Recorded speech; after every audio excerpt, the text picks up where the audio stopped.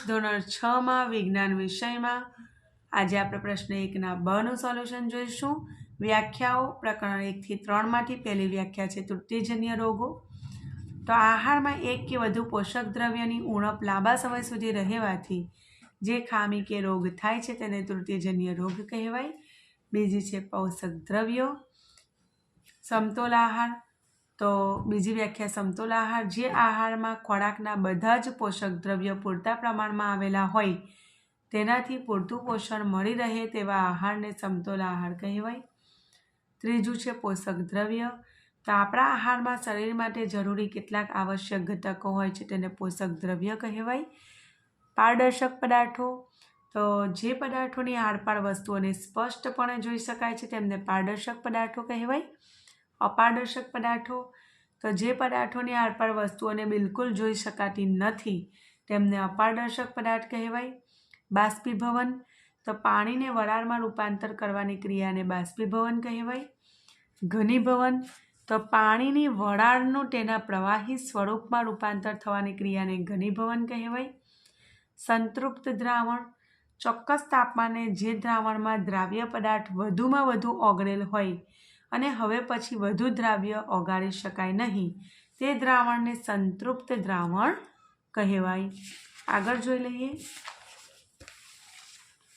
પ્રકરણ 4 અને 5 માંથી વ્યાખ્યાઓ।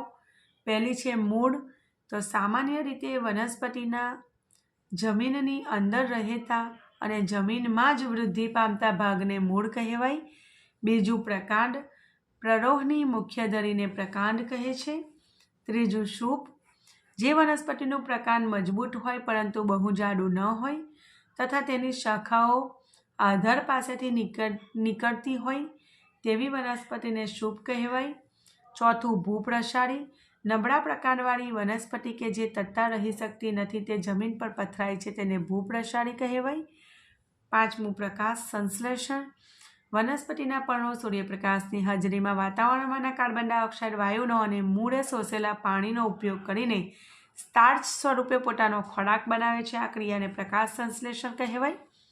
બાષ્પોત્સર્જન, વનસ્પતિ પર્ણમાં આવેલા પર્ણરંધ્ર દ્વારા વધારાનું પાણી બાષ્પ રૂપે વાતાવરણમાં બહાર કાઢે છે, આ ક્રિયાને બાષ્પોત્સર્જન કહેવાય।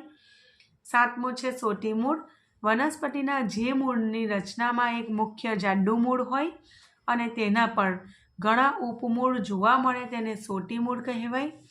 આગળ જોઈ લઈએ 8મી વ્યાખ્યા તંતુમૂળ અથવા તંતુમય મૂળ, તો વનસ્પતિના જે મૂળની રચનામાં મુખ્ય મૂળ ન હોય પરંતુ એક જગ્યાએથી ઘણા બધા પાતળા તંતુઓ જેવા મૂળ ઉદ્ભવેલા જોવા મળે તેને તંતુમૂળ કહેવાય।